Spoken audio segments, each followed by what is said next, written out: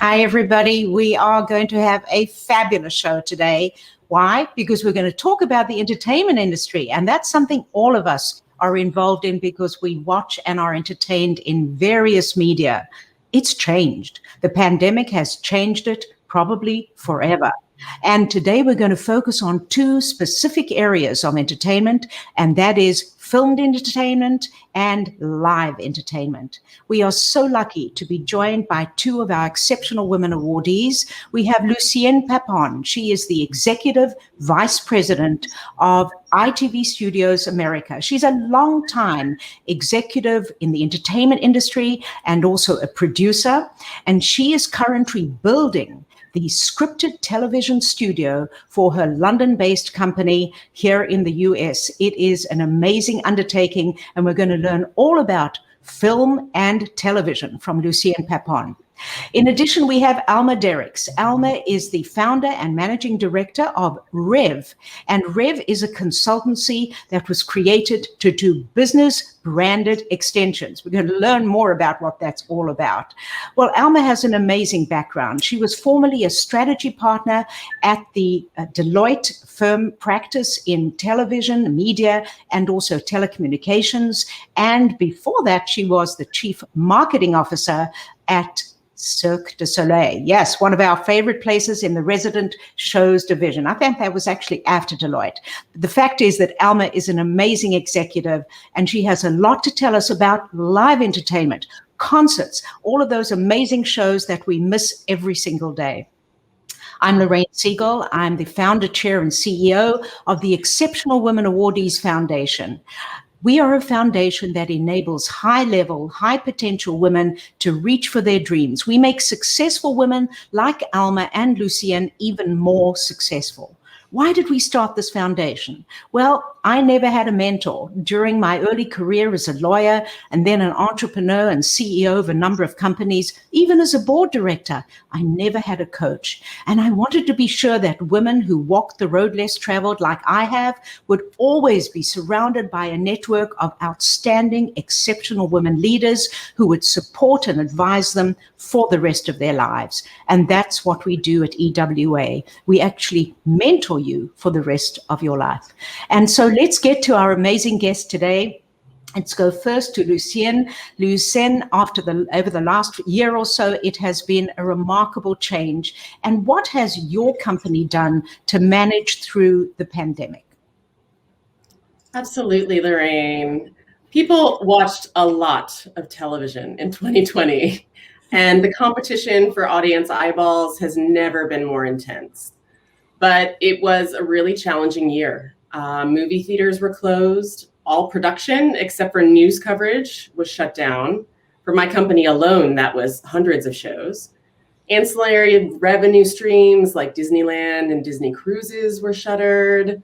And even merchandising was affected because of global supply chains.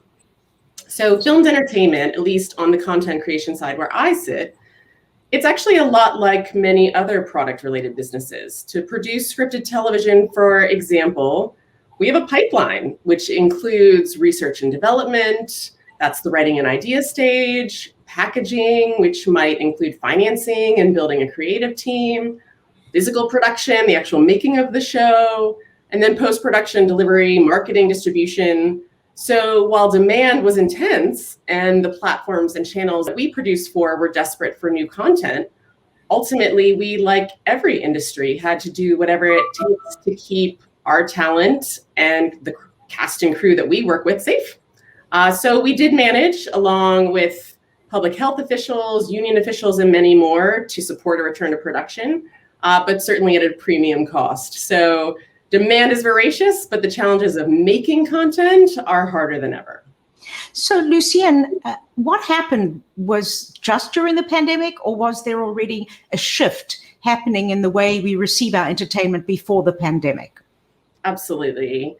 So this battle between the legacy media companies and the tech companies, it was accelerated by the pandemic, but it's been brewing for years. So that has led to mergers like Disney and Fox, CBS Viacom, the AT&T acquisition of Warner Media. So each of these companies are hoping that size will allow them to more easily compete with the likes of Netflix, Apple, Amazon. So all of us as viewers are experiencing this transformation at home with the rise of streaming video, competing for our monthly subscriptions. So now there's SVOD, streaming video on demand, AVOD, advertising video on demand, TVOD, not to mention competitors like the gaming business and specialty services like Crunchyroll, which is a particular interest to my sons who love Japanese anime. So how we watch and what we watch is rapidly transforming as the entertainment business begins to fully embrace this direct-to-consumer model. So the old model was fueled by advertiser dollars, but you probably have noticed right now, you're probably more likely to run into an advertisement scrolling on your phone on TikTok or Instagram than you are while watching your favorite show on your television. So it's pretty exciting as long as you're not bowled over by this train rolling over in your direction. Alma, let's go to you. It is so sad that we have not been able to go to live events. And is there any part of the live event world that hasn't been affected by the pandemic? And what have you done for this past year for the live event industry? Yeah, there's nothing that hasn't been touched, Lorraine. Absolutely nothing. Everything that makes live events so special and makes them things that we covet, being together in sold out houses, singing, shouting, dancing in the aisles, whatever it is you like to do at live events, it's all been shut down, and it's all contrary to everything that we need to do to stay safe. So it's been, it's been a year that's been everything's ground to a halt ultimately because of it.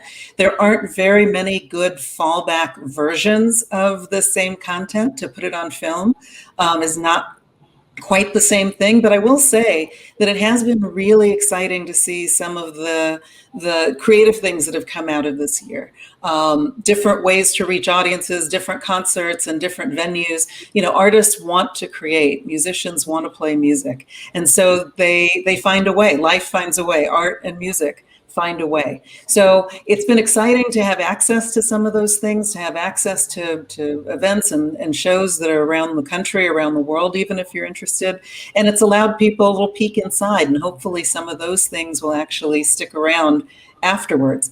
The good news is that we're seeing a little bit of light at the end of the tunnel. Everything from the Hollywood Bowl on the West Coast to, for our viewers in New York, there is good news about Shakespeare in the Park, hopefully.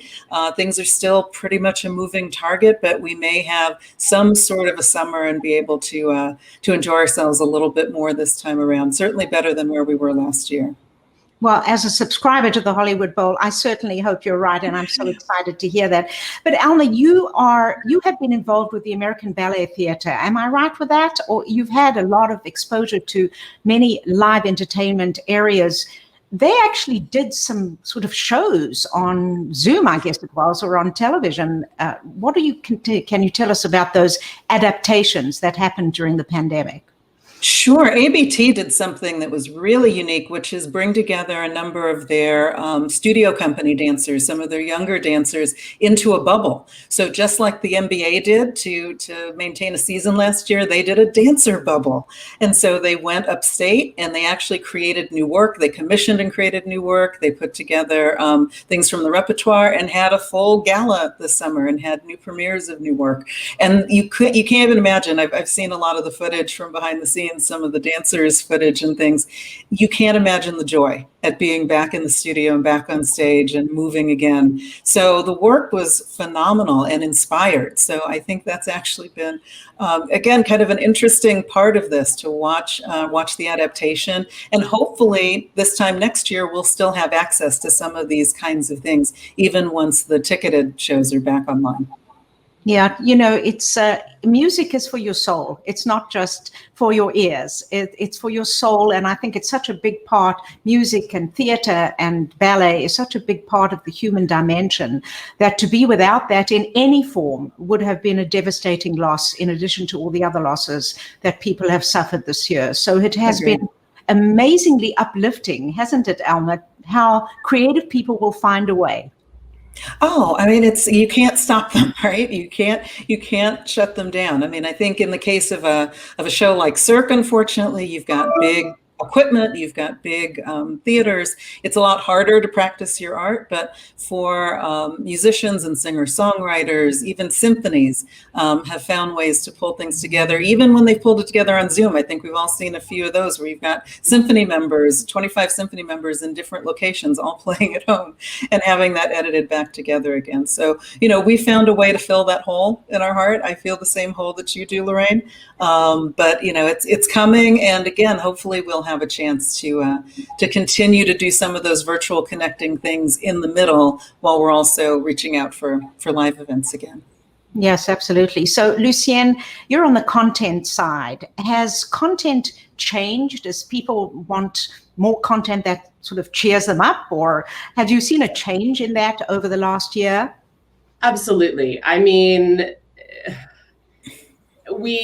all of us are human, and we need wish fulfillment, and we love for a story to transport us to Paris or London or anywhere that we are unable to travel right now. So those types of projects have been doing very, very well, which is fantastic for my company because we have an extensive library and also drama producers in scripted and non-scripted all over the world. But I think for us now in this moment, I think we are turning away certainly from darker fare, but the spectacle is here to stay. Yeah, Lucienne, you're part of a global company. Tell us a little bit about ITV, because in America, people know about ITV Studios America, but not necessarily as the Brits do, what ITV means globally. It's humongous, very large. Absolutely. ITV is the largest public broadcaster in Europe. We sometimes talk about it as the CBS of Europe. So if you are European, you absolutely have encountered ITV, the name, the distributor, the content here. And also, I should say, most important in the last year, ITV is also a news service like BBC News. And some of our news reporters were absolutely critical in helping us all understand what was happening as this virus moved across the globe. So that is a piece of our business. It's the broadcast business. But the piece that I've been involved in is the content side, the growth of drama productions and producers around the world. My business is US content for US buyers, but many of our buyers now are global buyers. And in that effort, we have been growing the US market to create global franchises, projects that can then work for audiences all over the world. And then we also have the privilege of working with our drama producers all around the world to come up with co-productions, to be introduced to global talent, to access amazing global IP. And that is just a piece of the global reach of ITV. What an amazing opportunity, Lucienne, to be part of a company that literally impacts the world with the entertainment that was the lifeline for many of us during this last year. So the fact that you're not only just still standing, but you're growing the franchise, the enterprise, congratulations. I think that's fabulous. Good for you. Let's move to Alma for a moment. There is something that you did at Cirque du Soleil, which just tickled my fancy, and I want you to talk about it. It was something to do with executive education. Could you give us a few beats on that? I thought it was so creative. Sure. So this is the branded business center extensions piece of what I like to do that I've done everywhere I've been, every company that I've worked for. This is about taking the core assets of the brand, the audience, the trust that you've built. A great example, even though it's not one of mine, is Lego going into the theme park business and building Legoland. How do you leverage the things that you already have as assets and the energy that you already have and build entirely new divisions? So at Cirque, the thing that you mentioned, Lorraine, is we took our theaters during daytime hours, which were usually idle or just being used for rehearsals and things, and created an executive education program.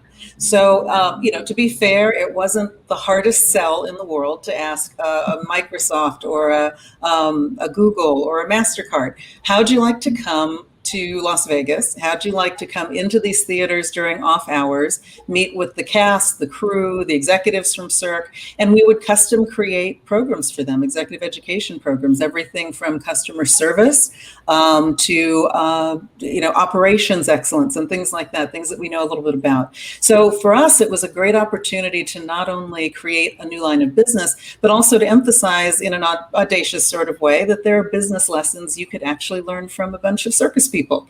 And so we ran that for, again, the uptake was almost immediate, and it was a lot of fun also for the performers to start to get some experience in another part of the business. This is outside of the bounds of their typical performance day, but they loved it. It wasn't something that they thought was a chore. They thought it was really exciting, and they really appreciated being asked the questions about why they do the things that they do and how they do them. We had great audiences and great executive participants from all over the world. So it was a really fun project. That's amazing. You know, one of our EWAs the other day told me she wanted to go to space camp. I want to go to Cirque du Soleil camp. That sounds exactly. But Alma, back to you for a moment.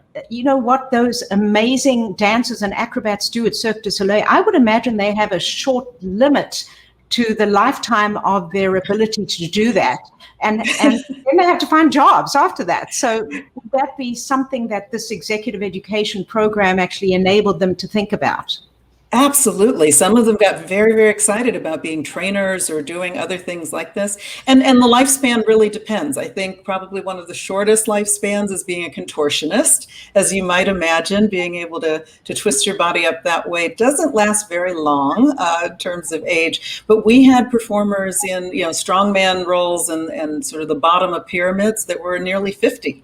So you got a variety of skill sets and a variety of ages in some ways. But I think you're absolutely right. This was another extension to help them think about life after Cirque, to think about, in addition to choreography and show management and those sorts of things, but to start to expand into these other areas that we got great feedback from the company. They really were a joy to work with. Now, I can imagine I would too. Luciana, I want to go back to you because your journey to get to where you are today as such a successful executive didn't start in this industry. Could you share with us a little bit about your journey? Absolutely. I came to LA because I didn't want to be an investment banker. I wanted to wear jeans to work, and I had fallen in love with the movies. And at that time, movies were the be-all and end-all of entertainment. Television had not grown into the business that it is today. And at the time, I had an opportunity to come and work with talent-based production companies. I wanted to be as close to the process of actually making films as I could. And I had a wonderful run working in talent-based production companies on films and was working my way up to be a film producer. And then I took a turn. It seemed as though the business was shifting into television, and I had a real passion for scripted television. And I had always been doing development and production in film and television. And when I came to ITV Studios, it was a real opportunity to combine my producer skills, which have a lot to do with being scrappy and building projects from scratch and wearing a million hats in a day and jumping from department to department in what was at the time a new startup division that they're building from relative scratch here in the US. And that has been my journey for the last 6 years. Amazing. You know, Lucian, I know that you're an athlete and a really good one and always have been. And I know that I believe you were in the rowing team in college. So what can you draw from that discipline to the rest of your life? I think everything. I grew up a team athlete. I always have been. I think that discipline and focus is supportive of any business that you might want to be in. I learned a lot about overcoming my own perceived limitations, about goal setting, about breaking through your own barriers. I think that sports is so mental. I have only run one marathon in my life, but I would say that event is 90% mental and 10% physical. So I think there are so many things that sports and continuing to be an athlete have done to serve me in my life. And my experience of team building and my love of collaborating and working with various people toward a shared goal is part of my work every day. And frankly, as a working mother, a parent of 2 young boys in work from home in a pandemic, exercise certainly has been necessary for my mental health, for maintaining my marriage, for keeping me focused and able to have a little bit of fun at work during the day. So it's all hand in hand. It's a part of who I am, and here to stay, I think. I think you are just an example of what all of us try to do, and that be those many roles and do them well. So Alma, a little bit about your background, I know, which is amazing and unique. Give us your journey. Yeah, sure. So I've, as you mentioned, I've worked across a number of different parts of media and entertainment, started my career at HBO and at NBC, and then in the 90s took a turn completely toward digital media. So back in those days, brand extensions for me were building, if you know the Dilbert comic strip, building out that whole online experience for Dilbert, the e-commerce piece, the advertising piece. It was all completely new in 1995. That was my first major site, and then got recruited to Paramount to do the same thing for Star Trek and for Entertainment Tonight, and brands that at that point had still not been out on the open web. So this idea of boldly going with these brands has been something I've been doing for a while. And then from there, that's when I took a turn eventually and was recruited into Deloitte and sort of stepped into the advisory side of things, coming out of the internet boom and bust in the 2000s, kind of going back to traditional media and working for all sorts of companies in that space, even in hospitality and consumer products as well. So everyone from Mattel and Southwest Airlines to Verizon and Paramount and Fox were some of my clients there too. And even Blue Man Group, a company I still work with as a client now as an independent consultant. So that's been fun. So it's been a ride where, I've definitely stayed close to these brands. I've relished all the time that I've had to work with living creators. It's been one of the most exhilarating parts of this,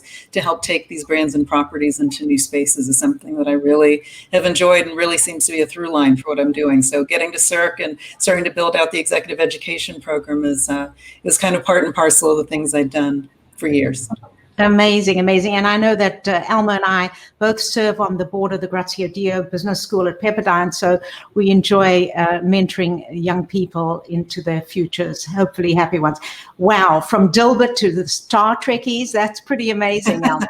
Our producer's in my ear telling me that we have some questions. So put them up and let's see what our wonderful listeners are saying. From Katia in San Jose, Lucian, this is for you. After the pandemic, will we still get to watch first-run movies at home on the same day that they release in theaters? What do you think, Lucian? I hope so. I do. As a parent, I love the idea of being able to choose whether we as a family are going to sit down to watch the latest brilliant family film together here or in a theater. It's tricky. It's upending all of the business models and financial models, everything from talent participation to revenue from distribution, as companies hold back their movies to use as carrots to get people excited about subscribing to their new streaming services. It's a very complicated math to try to figure out how people and companies are going to balance these new revenue streams. So I hope so, certainly as a consumer.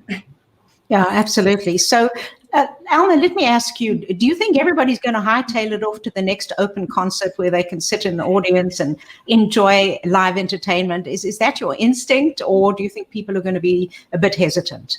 I wish they would be a little more hesitant, quite frankly, in some ways, but I do think there's going to be a boom. I think we're all just sick and tired of our four walls, and I think there will be a move very, very quickly to get out and starting to just re-experience content again. It has to happen. And I think in the early days, you'll start to see limitations on the size of audiences. You may have capacity limitations and things like that to get started. So I think the venues themselves will probably temper it a little bit. But even, sporting events are all sold out as they've started to come online with limited seating and things like that. So I think there's so much pent-up demand, Lorraine. If it's, even anecdotally, and I think you'd agree that the minute you can get your hands on some concert tickets, you'll be out there. Maybe we'll still be masked up a little bit for a while longer, but I think it'll be. Yeah. No, I'm there. I am totally there. Yeah. We have a LinkedIn question from one of our viewers, which I'm delighted about. How are actors feeling about the new normal with movie releases? Oh my, okay. Lucienne, why don't you try that one? Yes. Well, it's a tricky one. Performers want to connect with an audience, and they want what they make in these stories to be shared and told around the world. And again, we're all trying to figure out what that looks like in this new normal. So I think that actors mostly are excited about the possibility to connect with an audience, but certainly everyone is concerned about revenue streams and how that impacts them directly in their pocketbook. So we all share the concerns of growing a healthy business that has an opportunity to use storytelling for good around the world. Yeah. I saw a question come in, if we can just put it up, about scripted television. And I think that this is, thank you to the viewers, by the way, and I'm sorry to those we're not going to get to, but from Susan in San Diego, this is for you, Lucy, and for those of us who are uninitiated in the industry, what is scripted television and are there any trends? I think we answered the last part of that, but the first part, what is scripted television? Sure. When we talk about scripted television, we mean drama and comedy. We mean scripted live action storytelling, and that's the business that I'm focused on right now. So we are buyers and sellers of content. We are looking for ideas from anywhere, whether it is books or IP, original screenplays, international movies, international shows, and we're adapting them into the US market for all of the buyers that you now subscribe to on your television. So that is the business that I am focused on. But I think as far as trends, we could just as surely ask our audience what it is that they're watching, because they are driving the voracious appetite for scripted content, certainly. I think that television series have become so popular. Now people are totally addicted. If I just talk for myself, that's certainly something that I do a lot of. So Alma, when you're thinking about all the amazing things you've done in your life, could you just give us a little bit more on the Dilbert situation? Because that's such an icon in our lives on a daily basis in every newspaper in the world. What did you do for the Dilbert idea?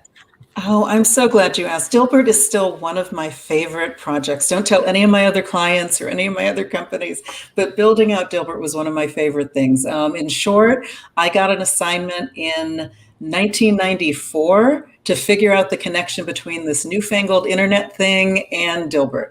And from, in very short order, we built a website out on the wild, wild west of the web.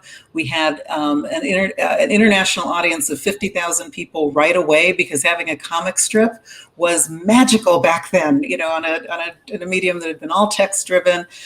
So we very quickly were able to move into creating a line of merchandise that sold out in, we had 19 countries, I think, and we sold out in a couple of weeks of Dilbert plush and T-shirts and button-down shirts and things like that. We also had a full advertising program. As it turned out, the most lucrative advertising market that we had was to other big tech companies. So Microsoft and IBM all advertised with us because Dilbert reached every tech worker on the planet every day for about 5 minutes over coffee. So it was still phenomenal. There were so many unanswered questions back then, and it was a lot of fun to just sort of dive in head first.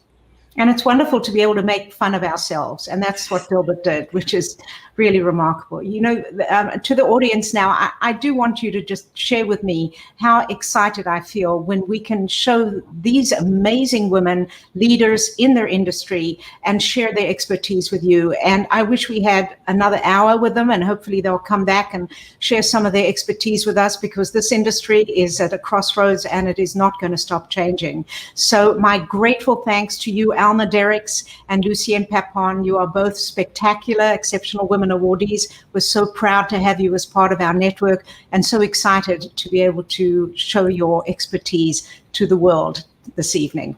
So we have another wonderful show coming up, which is going to feature Elizabeth Stevenson. Elizabeth is formerly president of Fiji Water, which is something most of you probably know about. She is presently a partner and managing director at Alex Partners, and she was formerly a McKinsey partner. So she has a lot of experience in the food and beverage industry. In addition, we have Tabassum Zalatrawala, who is the Chief Development Officer at Chipotle Foods, and she was formerly the Chief Development Officer at Panda Restaurants. So she is another expert in the food industry, and she sits on the board of Diamond Rock Hospitality, which is a public company. Both of these women are Exceptional Women Awardees, EWAs as we call them, and they're going to share their insights on the food and beverage industry with you on May 11th. Please join us.